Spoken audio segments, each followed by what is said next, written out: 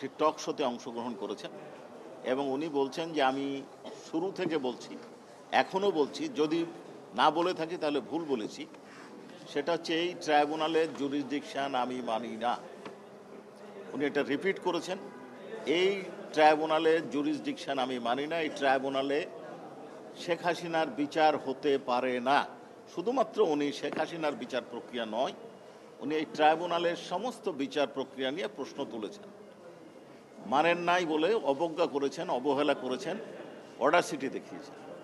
সেই সাথে উনি আরেকটি কথা বলেছেন, আমার ধারণা যে একটা ইন্টারনাল অ্যারেঞ্জমেন্ট আছে। ইন্টারনাল অ্যারেঞ্জমেন্ট বলতে উনি কি বোঝাতে চেয়েছেন এটা খুব পরিষ্কার।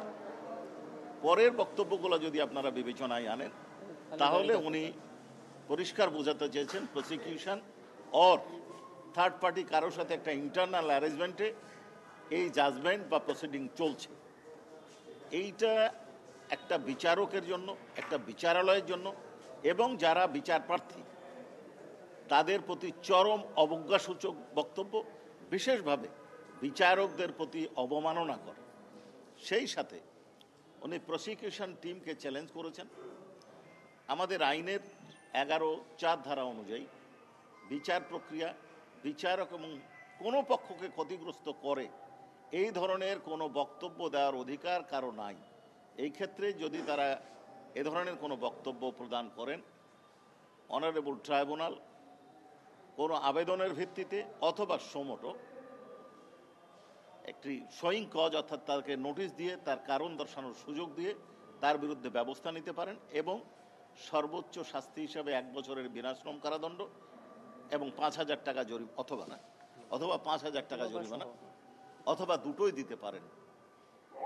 এই মামলায় আপনারা দেখেছেন যে আমরা এখানে প্রসিকিউশনের আবেদনের ভিত্তিতে এই শুনানিটা আজকে হয়েছে। অনারেবল ট্রাইব্যুনালের আজকে 3 জন মেম্বারের মধ্যে একজন মেম্বার অর্থাৎ চেয়ারম্যান এবং মেম্বার 1 অনুপস্থিত ছিলেন।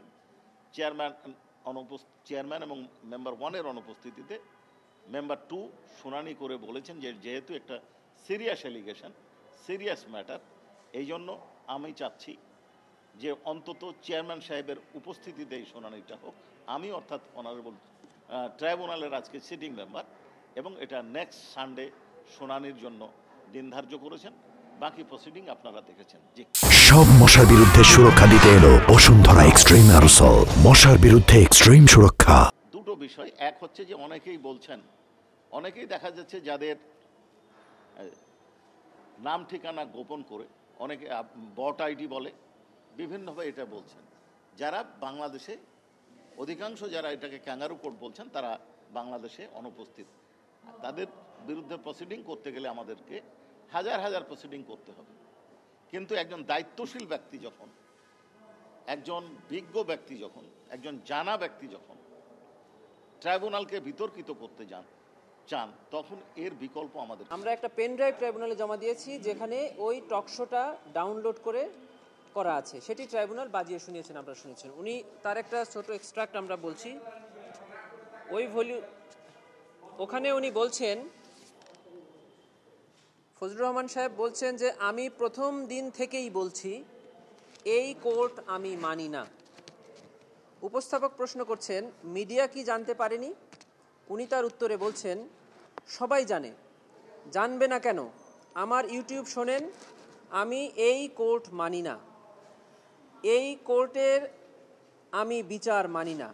ইউটিউবে বলেছি, টক শোতে বলেছি, যদি না বলে থাকি এখন বললে আমার ভুল, আমার মাফ চাইব।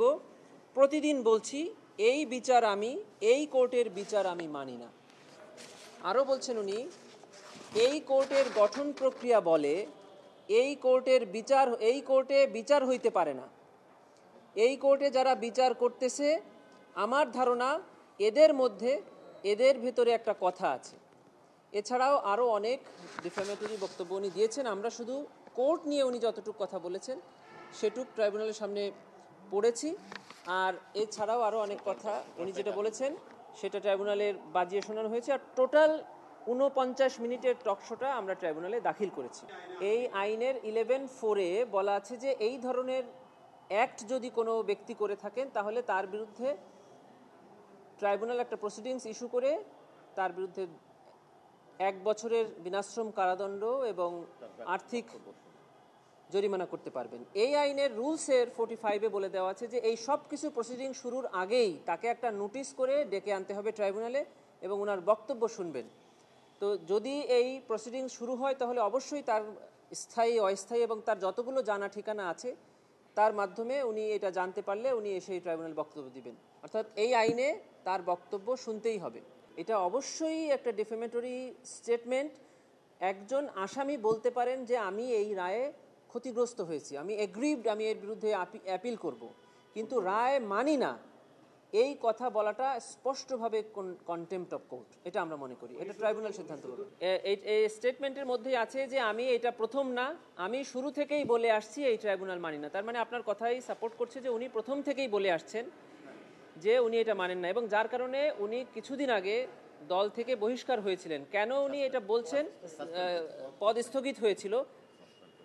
আর এই বক্তব্য আপনি যে প্রশ্নটা করেছেন এর উত্তরটা মনে হয় তার পার্টি সঠিকভাবে দিতে পারবে যে কেন উনি এটা বলছেন বা কেন তার বিরুদ্ধে এই হচ্ছে। না, আমরা সুনির্দিষ্টভাবে শুধু উনার উপরে এনেছি, কারণ এই কথাটা উনি বলেছেন।